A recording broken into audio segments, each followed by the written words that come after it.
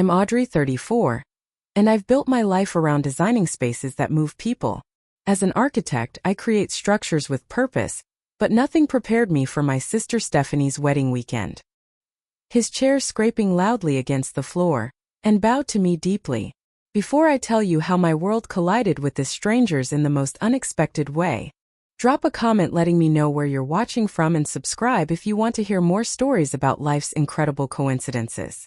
Stephanie and I have always been different stars in the same constellation. Growing up, she was the one who planned her dream wedding in meticulous detail by age 12, complete with hand-drawn sketches of her dress and carefully selected color schemes that evolved with each passing year. I was the one staying up late building elaborate structures out of anything I could find: books, cards, blocks, fascinated more by the creation than the completion. As adults, these differences only became more pronounced. Stephanie followed a traditional path: college, marriage-minded dating, and working as an elementary school teacher with summers off, for when we have kids, as she would often say. Meanwhile, I poured myself into my architecture career, climbing from junior designer to project lead at one of Boston's most innovative firms, specializing in public spaces that blend functionality with emotional resonance. "You work too much," Stephanie would tell me during our monthly sister brunches. "There's more to life than buildings, Audrey." She wasn't wrong exactly. I dated, but relationships always took a backseat to my work. My latest boyfriend, Daniel, had ended things just 2 weeks before Stephanie's wedding. 3 years together, and it ended with a conversation in my kitchen that lasted less than an hour. "I feel like I'm always competing with your buildings," he'd said, leaning against my counter. "And I'm always losing." I hadn't cried until after he left. Not because I didn't care, but because part of me knew he was right. The buildings always came first. When I called Stephanie to tell her I'd be coming to the wedding alone, her silence spoke volumes. "You can still find a date," she finally said. "What about that guy from your gym? Or maybe someone from the office?" "I'm not bringing a stranger to your wedding, Steph. It's just that Jason's family is very traditional. They might not understand." What she meant was they might judge me and by extension her. Jason, my soon-to-be brother-in-law, came from money. Old money, the kind that's been refined over generations into a particular brand of entitlement disguised as good breeding. His father owned a chain of luxury hotels across New England, and his mother was on the board of at least 3 prestigious cultural institutions. I met them for the first time at the engagement dinner 6 months earlier. Jason's mother, Vivian, had looked me up and down with the practiced smile of someone assessing value. "And what is it that you do again, Audrey?" she'd asked, though I was certain Jason had already told her. "I'm an architect." "How lovely. Do you design homes?" "Sometimes, but I specialize in public spaces. Museums, memorials, community centers." "Isn't that interesting?" she'd said, in a tone that suggested it was anything but. Every accomplishment of mine was met with a comparison to someone in their circle who had done something they deemed more impressive. It was exhausting. The wedding was to be held at the Matthews family estate outside Boston, a sprawling property with immaculate gardens and a view of the Atlantic. The rehearsal dinner was scheduled at an exclusive restaurant in the city the night before. I arrived 10 minutes late due to traffic, slipping into the private dining room as discreetly as possible in my navy blue cocktail dress. The room was arranged with several round tables, already filled with guests engaged in animated conversation. Stephanie and Jason sat at the center table with their parents. I caught the exchange of glances between Jason's mother and her sister, followed by poorly concealed smirks. "Ah, the career woman arrives," I heard someone murmur, preparing to walk through this gauntlet of judgment to find my place, when a server approached me with a sympathetic smile. "Ms. Mitchell, we've arranged a seat for you at table 3, he said, gesturing to a table in the far corner where I recognized no one. That's when it happened. As I took my first step toward social exile, an older gentleman at table 2 stood up. He was tall, with silver hair and the straight posture of someone with military background. Jason's Uncle Harold, I would later learn, though we hadn't been introduced at the engagement dinner. The scrape of his chair against the hardwood floor cut through the murmurs, drawing all eyes to him. And then, inexplicably, he bowed to me. Not a casual nod, but a formal, deep bow of profound respect. The room fell silent. Harold's bow lasted only seconds, but in those moments time seemed suspended. His tall frame bent at the waist, head lowered in what could only be described as reverence. The crisp lines of his tailored suit folded gracefully with the movement. This wasn't the casual nod of a polite gentleman. This was an intentional gesture of profound respect. The silence in the room was absolute. Forks hovered midair. Conversations evaporated. Even the servers paused, trays balanced expertly as they too watched this unexpected scene unfold.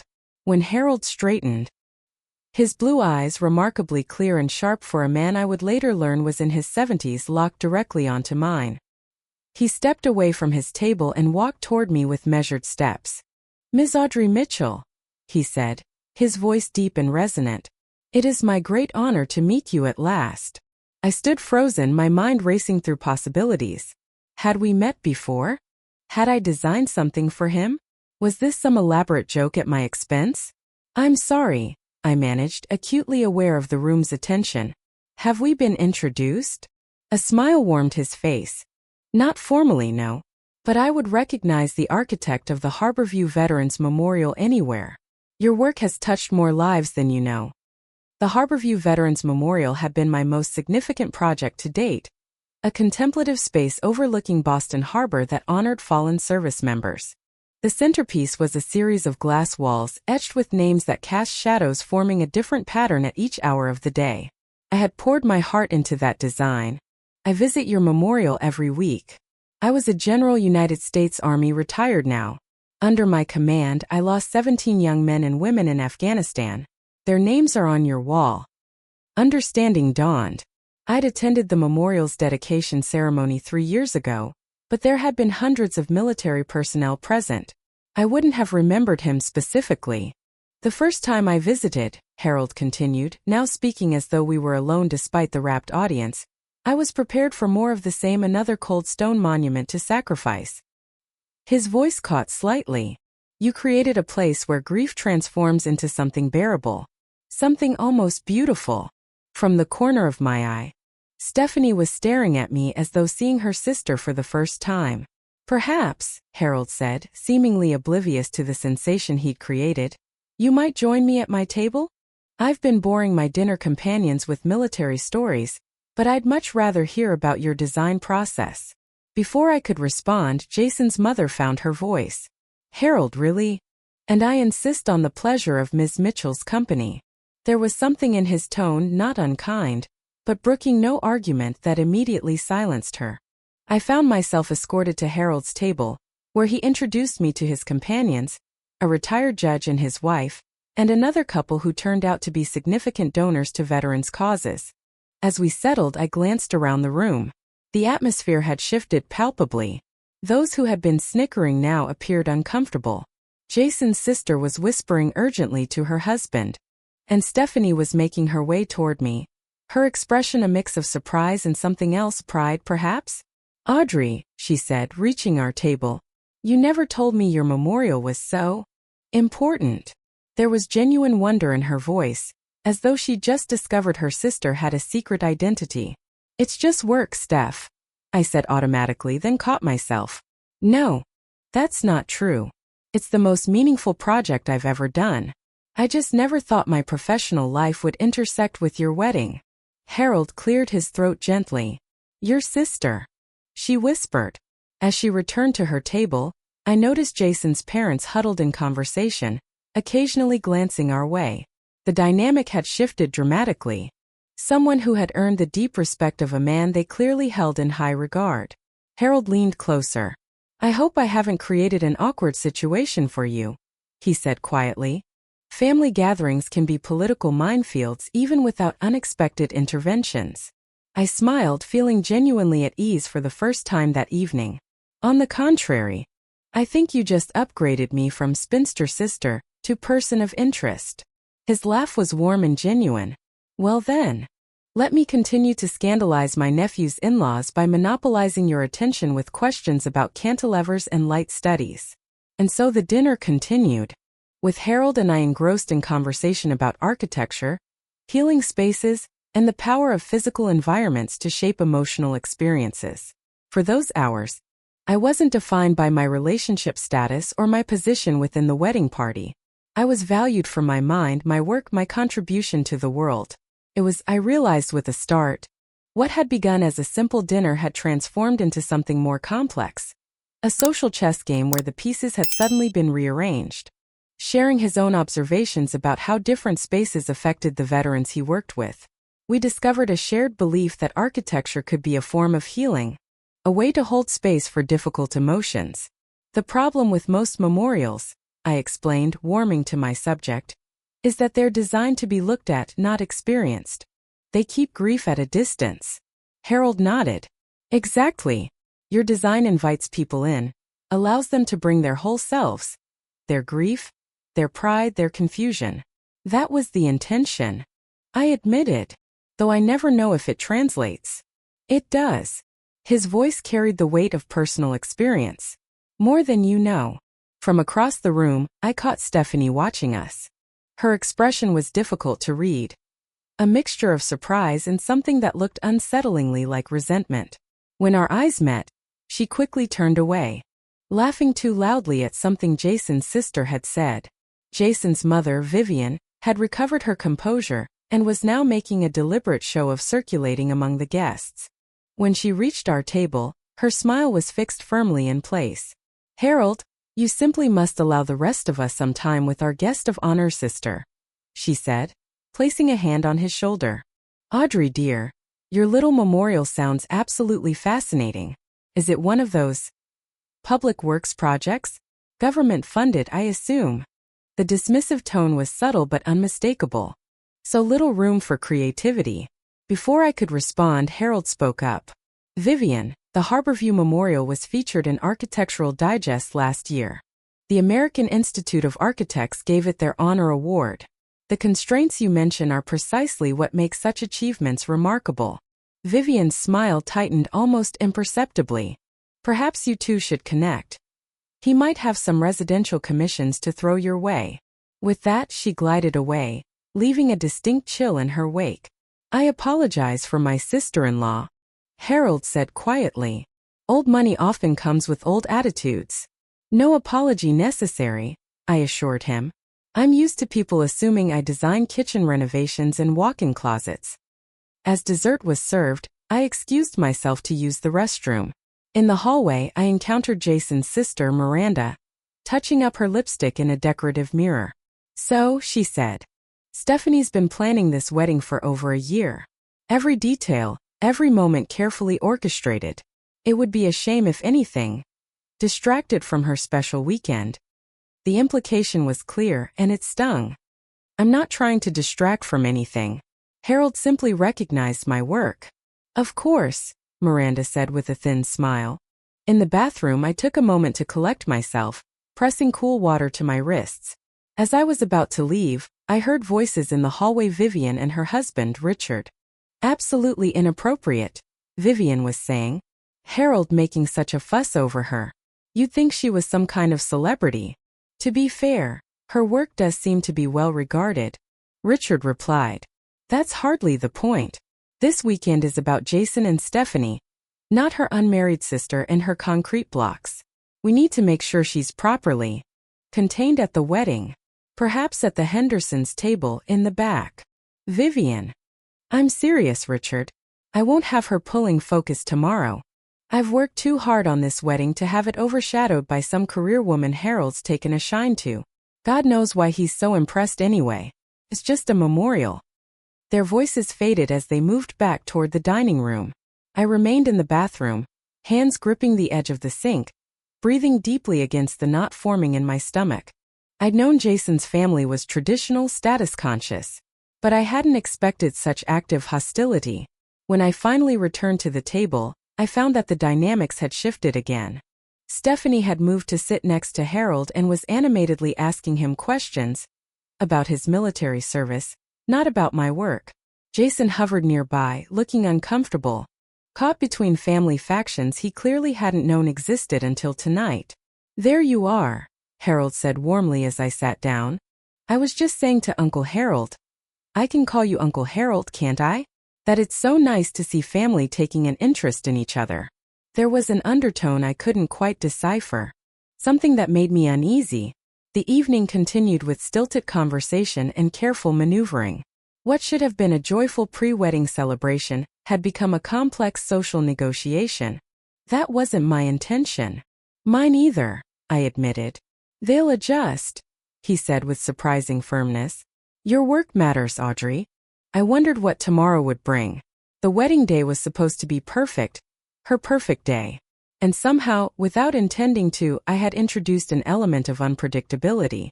Jason approached us, his expression conflicted.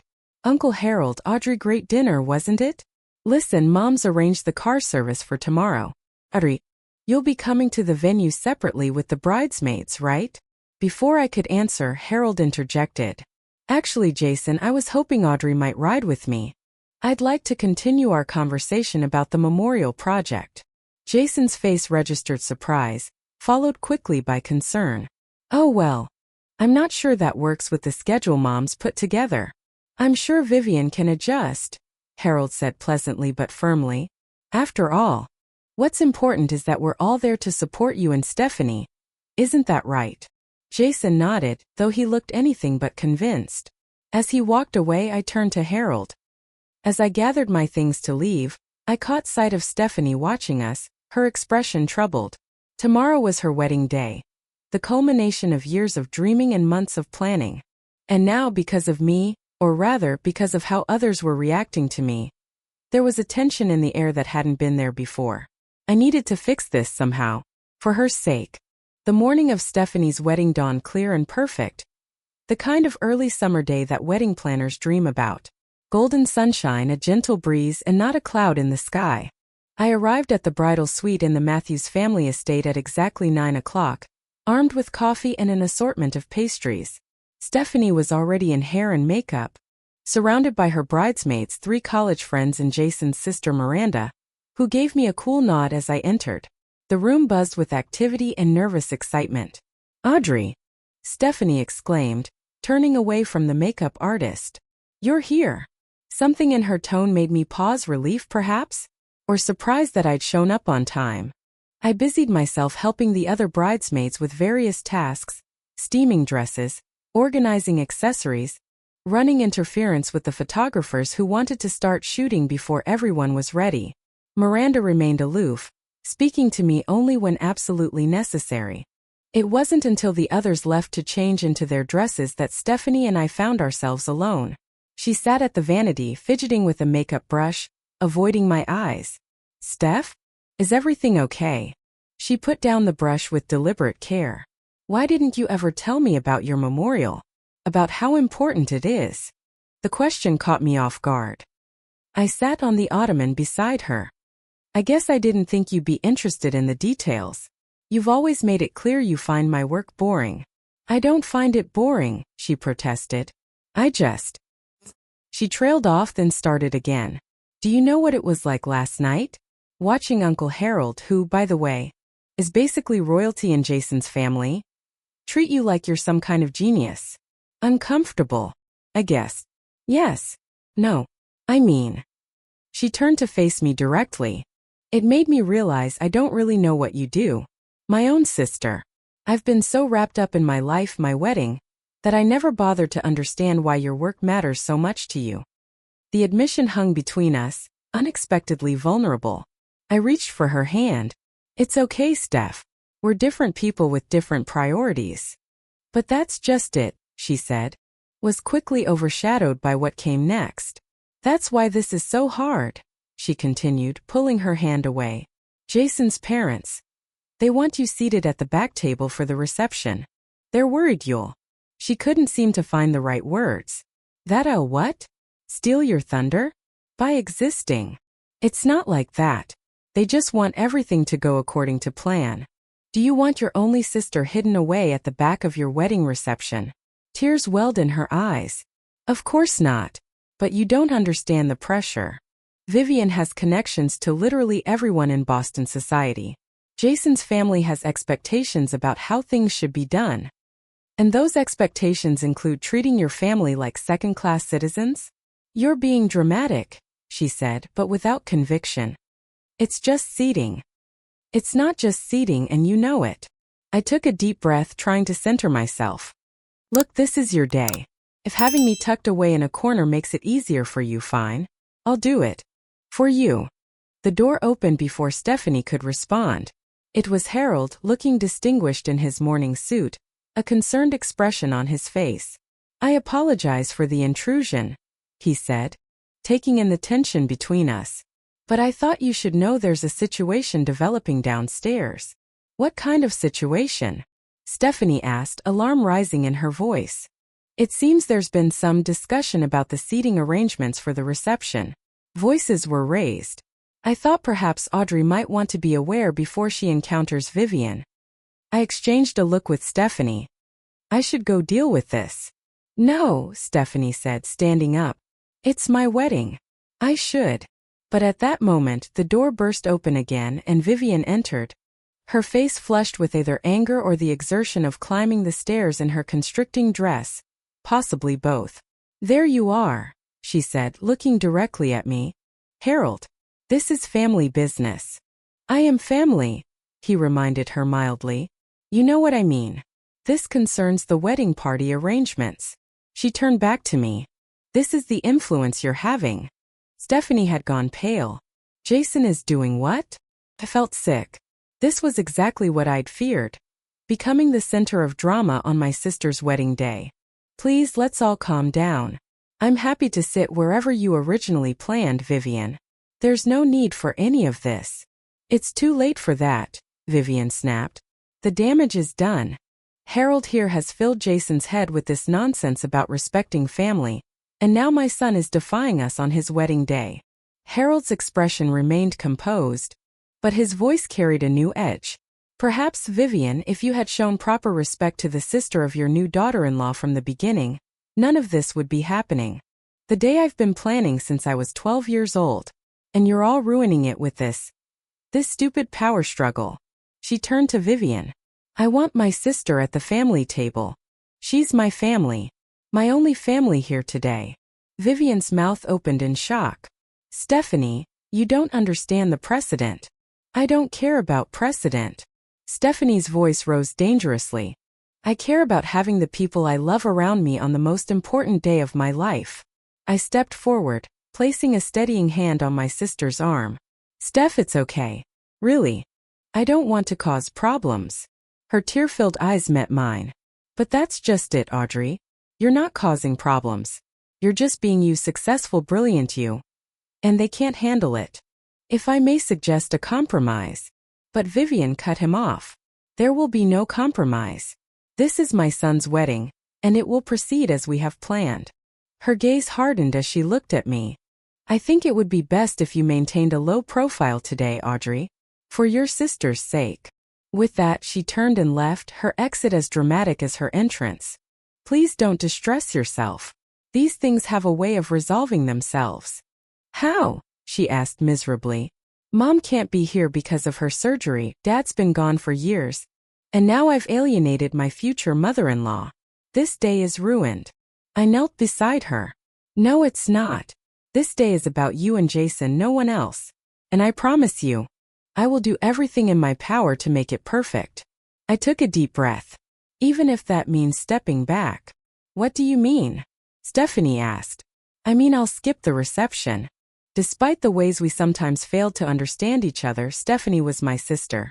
Her joy mattered to me. Harold watched me with an expression I couldn't quite read.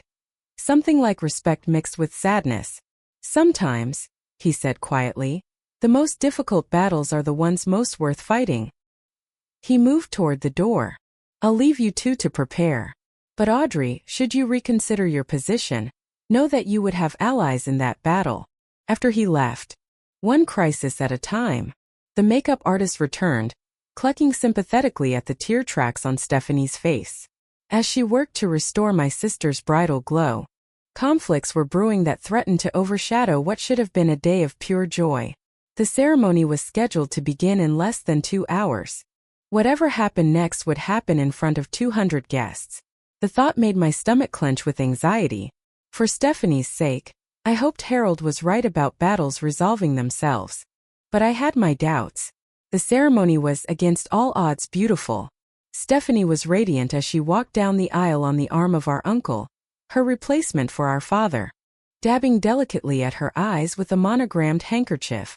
Standing beside my sister as she exchanged vows, I felt a surge of love and pride that transcended the morning's tensions. This was her moment, and it was everything she had dreamed it would be.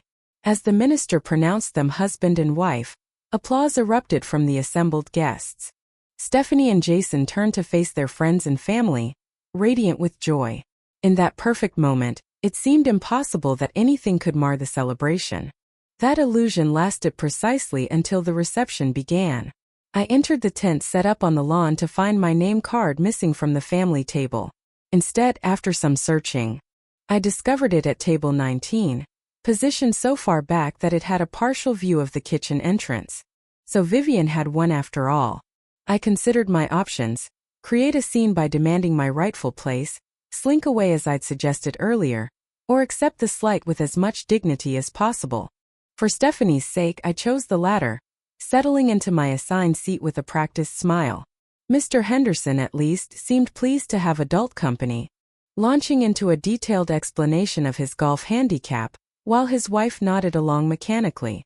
I was halfway through my salad when I noticed Harold approaching. He stopped at various tables along the way, greeting guests with the ease of a natural diplomat, but his trajectory was unmistakably toward me. "Miss Mitchell," he said when he reached our table, "I wonder if I might borrow you for a moment? There's someone I'd like you to meet." The Hendersons looked at him with awe clearly. They understood his standing in the family hierarchy, and made no objection as I excused myself. "Thank you," I murmured as Harold led me away. "Mr. Henderson was about to explain the intricacies of the back nine at his country club. "A fate worse than death," Harold agreed gravely, "though I'm sorry to see Vivian's pettiness extended to the seating chart." "It's fine," I said automatically. "It's just one evening." Harold stopped, turning to face me. "It's not fine, Audrey. Disrespect is never fine, especially when it's directed at someone of your caliber." Before I could respond, we were interrupted by the clink of a knife against glass. I, her only immediate family present, was conspicuously absent from his list of thank yous. As polite applause followed his toast, Harold leaned close to me. "I'll be speaking next. Would you excuse me?" I watched with curiosity as he made his way to the microphone. As the groom's uncle, it wasn't unusual for him to offer a toast, but there was something in his manner that suggested this would be no ordinary speech. "For those who don't know me," he began, his voice commanding immediate attention, "I'm Harold Matthews, Jason's uncle. In our family, tradition is important. We value heritage, continuity, the proper way of doing things." He paused, his gaze sweeping the room. "But sometimes, tradition can blind us to what truly matters." A subtle tension rippled through the gathering. Vivian shifted in her seat, her smile becoming fixed. "Today, we celebrate not just the union of two people but of two families, the Matthews and the Mitchells, both remarkable in their own ways." I felt a flush of surprise at hearing my family name spoken with such respect. "Stephanie," Harold continued, raising his glass toward my sister, "you are a vision today, and your joy illuminates us all. Your compassion as a teacher, shaping young minds, speaks to your character. And Jason, my nephew, you've shown wisdom beyond your years in choosing a partner whose values complement your own." He paused, and then his gaze found me in the back of the room. But I would be remiss if I didn't also acknowledge the extraordinary Mitchell sister, who many of you may not know as well. Vivian half rose from her seat, as if to interrupt, but Richard placed a restraining hand on her arm. "Audrey Mitchell," Harold said, his voice carrying to every corner of the tent, "is one of the most significant architectural talents of her generation. Her Harborview Veterans Memorial has become a place of pilgrimage for those of us who have served, who have lost comrades in service to this country." A murmur went through the crowd. I felt hundreds of eyes turn toward me, and fought the urge to shrink into my chair. I first visited her memorial 3 years ago, on the anniversary of losing my unit in Afghanistan. I went expecting to find the usual cold stone monument. Instead, I found understanding in physical form. A space that acknowledged not just loss but life. Not just sacrifice but meaning. His voice grew thick with emotion. For the first time since those boys and girls died under my command, I found peace. Not the false peace of forgetting, but the true peace of remembrance with purpose. The tent was completely silent now. Even Jason's teenage cousins had put down their phones. Audrey's work doesn't just occupy space. It creates it. Space for grief, for healing, for connection across the impossible divide between the living and the dead. He raised his glass higher. So while we celebrate this beautiful union today, I ask you also to recognize the extraordinary talent in our midst. To Stephanie and Jason, and to Audrey, whose gift to veterans like me can never be fully repaid. As he finished, I saw Vivian move quickly to the side of the tent, speaking urgently to the event coordinator.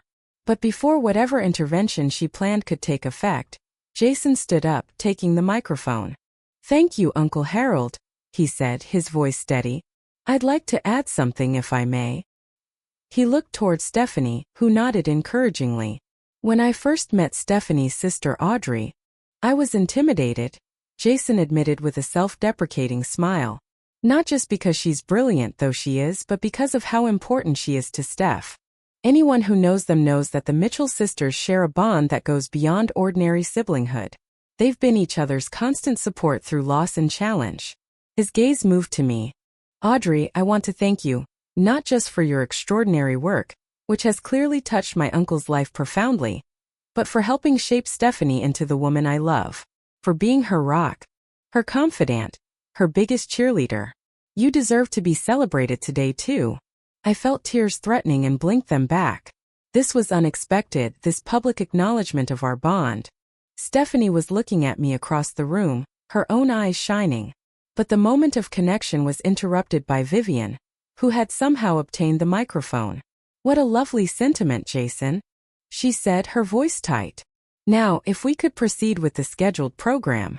"Actually, Mother," Jason said firmly, reclaiming the microphone, "I'm not quite finished." He turned back to the guests. "I'd like to ask Audrey to join us at the family table, where she belongs. And I'd like to invite her to say a few words about her sister." A collective intake of breath seemed to ripple through the tent. This was a direct challenge to Vivian's authority, issued by her own son on his wedding day. For a moment no one moved. Then Harold stepped forward, offering me his arm. "Ms. Mitchell, I believe you're needed at the head table." As if in a dream, I allowed him to escort me through the tables to the front of the room. Stephanie rose to meet me, enveloping me in a tight hug. "I'm so sorry," she whispered. "I should have stood up to them from the beginning." "It's okay," I whispered back. "This is your day." "It's our day," she corrected, pulling back to look at me. "Mitchell women, remember? We stick together." Jason made room for me between him and Stephanie, directly across from Vivian, whose face had gone completely expressionless. Richard looked uncomfortable but resigned. Miranda studied her dessert with sudden fascination. I took the microphone, my hands surprisingly steady. "I hadn't planned to speak today," I began. "But I can't pass up the opportunity to embarrass my little sister on her wedding day." This drew a gentle laugh from the crowd, easing some of the tension. "Stephanie has always been the heart of our family," I continued. "While I was building structures out of blocks, she was building connections between people. While I was designing spaces, she was creating community. Her work as a teacher may not win architectural awards, but the impact she has on her students' lives is a kind of architecture too, building foundations for their futures." I turned to look at my sister, whose eyes were brimming with tears. "Steph, you've been my anchor. When we lost Dad, when Mom got sick, you were the one who kept us together. You taught me that while buildings can be beautiful, it's the people we love who make life meaningful." Looking back at the guests, I added, "So while I thank you for your kind words about my work, today isn't about me or my buildings. It's about celebrating two people who have found in each other what we all seek. A home not made of walls and windows, but of understanding and acceptance." I raised my glass. "To Stephanie and Jason, may you build a life together that shelters you both through every storm." The applause was immediate and genuine. As I sat down, I caught Vivian's eye across the table. Her expression had softened almost imperceptibly. Not quite acceptance, but perhaps the beginning of reassessment. The tension that had dominated the day seemed to dissolve as the celebration continued. The music started. Stephanie and Jason took to the floor for their first dance, and gradually, the rhythm of the wedding reception reasserted itself. Later, as I stood at the edge of the dance floor watching my sister laugh in her new husband's arms, Harold approached me again. "That was well handled," he said, handing me a glass of champagne. "Thank you for everything. Though I'm not sure Vivian will ever forgive either of us." Harold's eyes crinkled with amusement. "Vivian's approval is a poor metric for a life well lived." I laughed. "I'll drink to that." We clinked glasses, and then Harold's expression grew more serious. "I have a proposition for you, Audrey. The Veterans Foundation I chair is planning a new center, part memorial, part therapy space, part community hub. After experiencing your work at Harborview, I can't imagine entrusting the design to anyone else." I stared at him in surprise. That would be an incredible opportunity. "For both of us," he assured me. "Think about it." No pressure for an immediate answer. As the evening progressed, I found myself drawn into conversations with guests who now approached me with genuine interest, asking questions about my work, sharing their own experiences with meaningful spaces. Even Richard sought me out, offering a somewhat stiff but seemingly sincere apology for the seating confusion. Vivian maintained her distance, but I caught her watching me thoughtfully once or twice. Rome wasn't built in a day, after all. And if anyone understood the time it takes to create something lasting, it was me. By the time Stephanie and Jason departed in a shower of rose petals, I realized something significant had shifted. I had arrived at this wedding feeling like an outsider. The unmarried sister. The career woman, the one who didn't quite fit. I was leaving it with a new commission, a stronger bond with my sister, and the knowledge that I had stood my ground with dignity. Not bad for a day's work, even by an architect's standards. The morning after the wedding dawned with the same perfect weather, but the atmosphere in the Matthews family breakfast room couldn't have been more different from the previous day's tensions. Stephanie and Jason joined me for coffee before departing for their honeymoon, both looking tired but happy, the kind of exhaustion that comes from dancing until the small hours.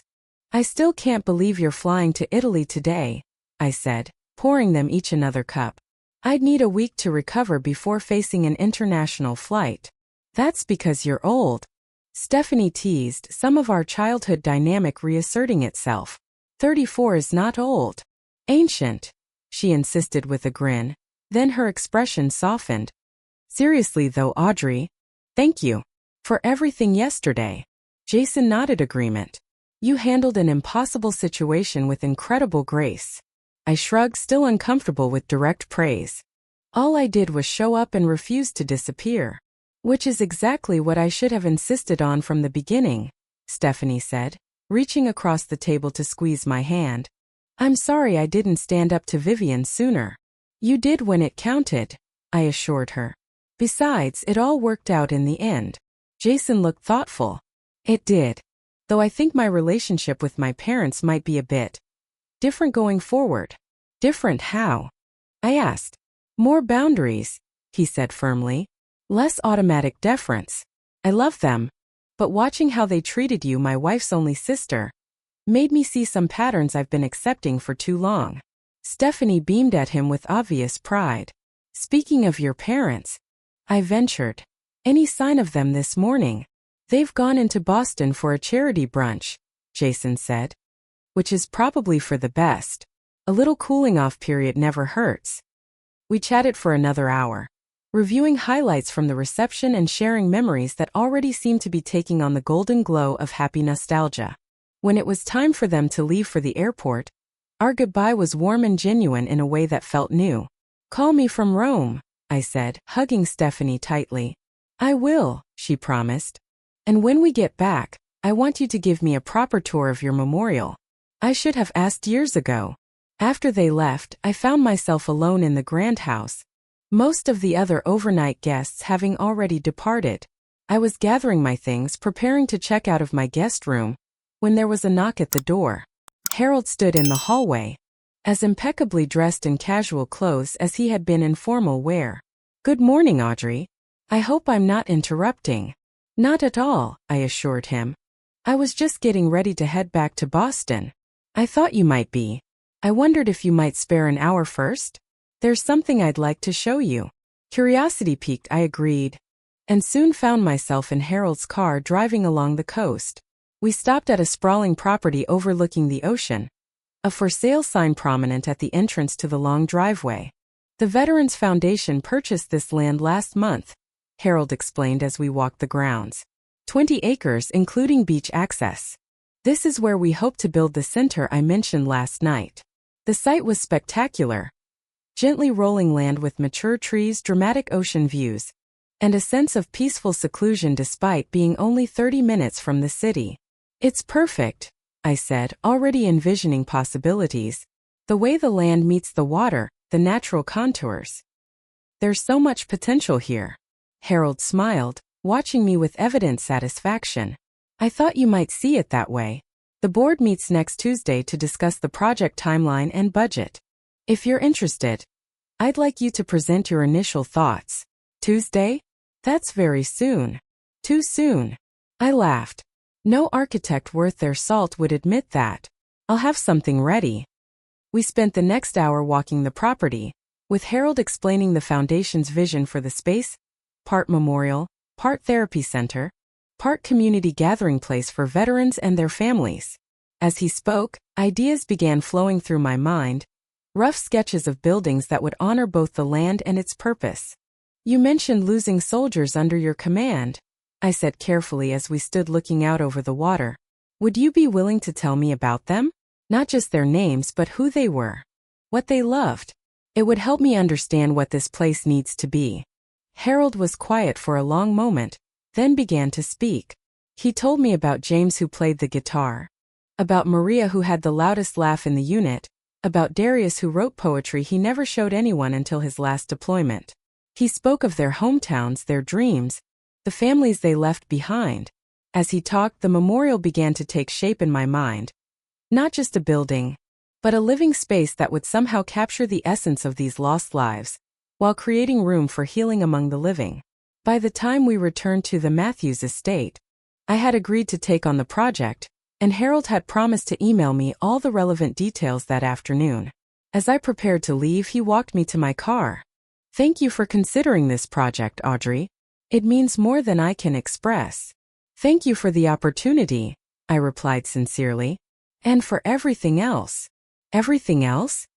"Standing up for me yesterday. Seeing value in my work when others didn't." Harold shook his head. "I merely recognized what was already there. The value of your work speaks for itself to anyone willing to truly look." As I drove back to Boston, I found myself reflecting on the unexpected turns the weekend had taken. What had begun as an exercise in endurance, getting through my sister's wedding without causing drama, had become something entirely different. A new professional opportunity, certainly, but also a shift in how I understood my relationship with Stephanie and, perhaps more fundamentally, with myself. 3 months later, the Veterans Center project was well underway. My initial presentation to the foundation board had been received with enthusiasm, and I was now deep in the development phase, working closely with Harold and a team of consultants specializing in therapeutic environments. Stephanie and Jason had returned from their honeymoon tanned and happy, settling into married life with the ease of two people who truly complemented each other. True to her word, Stephanie had asked for a tour of the Harborview Memorial, listening with genuine interest as I explained the concepts behind the design. For perhaps the first time, we connected not as sisters playing our assigned roles, but as two adults with respect for each other's work and passions. "I get it now," she'd said as we stood watching the afternoon light play through the glass panels. "Why Uncle Harold was so moved by this place. It's alive somehow." "That's exactly what I was trying to achieve," I told her, unexpectedly touched by her understanding. Relations with Jason's parents had thawed, if not completely warmed. Vivian had sent me a formal note of apology after the wedding, clearly at Jason's insistence, but there had been a handwritten postscript that seemed more genuine. "Your speech about your sister moved me. Perhaps there is more than one way to measure a life's success. Small steps, but meaningful ones. The most surprising development, however, had been my growing friendship with Harold. Our work on the Veterans Center had led to regular meetings, which often extended beyond professional discussions into wide-ranging conversations about architecture, healing, and the intersections of physical and emotional space. He had introduced me to his son, Michael, a trauma surgeon who worked with veterans and who shared his father's appreciation for thoughtfully designed environments. Michael and I had begun dating cautiously, both of us focused on our demanding careers but finding unexpected common ground in our commitment to healing work. On a crisp fall day, I stood on the building site of the new Veterans Center, now taking physical shape after months of planning. Harold joined me, looking out over the steel beams that outlined what would eventually be the central gathering space. "It's going to be extraordinary," he said, satisfaction evident in his voice. "I hope so," I replied. "It matters that we get this right." "You know," Harold said thoughtfully, "when I first recognized you at that rehearsal dinner, I had no idea how things would unfold. I simply knew I couldn't let your gift go unacknowledged." I smiled. "You caused quite a stir with that bow. Sometimes a little disruption is necessary, especially when people have become too comfortable with their assumptions." We walked the perimeter of what would eventually be a meditation garden, discussing the placement of benches and water features. As we talked, I realized how much my perspective had shifted since that tense wedding weekend. I had arrived at Stephanie's wedding defining myself largely through what I lacked: a partner, a conventional life path, the easy social acceptance that seemed to come naturally to my sister. I had been prepared to make myself smaller, to accept being sidelined, all to avoid rocking the boat. But sometimes boats needed rocking. Sometimes standing your ground wasn't selfish, it was necessary. Not just for your own dignity but for everyone who might come after you. By refusing to be diminished, I had ultimately strengthened my bond with Stephanie rather than threatening it. By valuing my own work, I had created the opportunity for others to value it too. 1 month later, we held a small ceremony to mark the completion of the Veterans Center's first phase of construction. Among the attendees were Stephanie and Jason, standing proudly beside me as Harold addressed the gathered donors and veterans' families. Even Vivian and Richard had accepted the invitation. Vivian dressed impeccably as always but with a new thoughtfulness in her eyes as she studied the architectural models on display. As the ceremony concluded and people mingled, Stephanie pulled me aside. "I'm so proud of you," she said. "This place is going to help so many people." "That's the hope," I agreed. "You know," she continued, "I used to think we were just different, like we were on completely separate paths. But watching you work on this project, seeing how you pour your heart into creating spaces for people to heal, I realized we're not so different after all. We just express care in different ways." The observation struck me as surprisingly insightful. I never thought of it like that. "Well, I've been doing some thinking since the wedding," Stephanie admitted. "About judgments, assumptions, the way we measure success and worth." She glanced toward where Vivian stood examining a blueprint. "I don't want to be like her. So certain there's only one right way to live." Before I could respond, Harold approached, accompanied by a group of veterans who had been consulting on the project. "Audrey, these gentlemen would like to hear more about the symbolism in the memorial wall design." As I moved to join them, I caught Vivian watching me. When our eyes met, she gave me a small but definite nod of acknowledgement. Not quite approval perhaps, but recognition of my work, my worth, my place in this gathering. It was enough. Later that evening, as the event wound down, I found myself standing alone at the edge of the property, watching the sunset over the ocean. The steel frame of the building silhouetted against the sky represented not just a professional achievement, but a personal one as well, the tangible result of standing firm in my value, of refusing to be less than I was. The sound of footsteps on the grass alerted me to someone's approach. It was Harold, hands in his pockets, expression contemplative. "Penny for your thoughts?" he asked. "I was just thinking about that wedding weekend," I admitted. "How differently things might have gone if you hadn't recognized me, or if I'd given in to the pressure to stay invisible." Harold nodded. "Life often turns on such moments, doesn't it? The small acts of courage or recognition that set us on entirely new paths. I'm grateful, I said simply, not just for the professional opportunity, but for helping me see something I needed to learn. Which is? I considered the question, watching as the last sliver of sun disappeared below the horizon. That my worth isn't determined by whether I fit someone else's expectations. That standing up for myself doesn't have to mean conflict. It can actually lead to deeper, more authentic connections. Harold smiled, a lesson many never learn in a lifetime. As we walked back toward the gathering, I felt a sense of peace that went beyond professional satisfaction.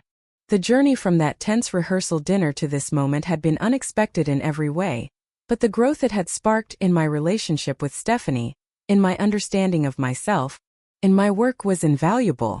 Sometimes the most important designs we create aren't buildings at all, but the frameworks of our own lives, the boundaries we establish, the connections we nurture, the space we insist upon for our authentic selves to exist and thrive. Have you ever had to stand your ground when others tried to diminish you?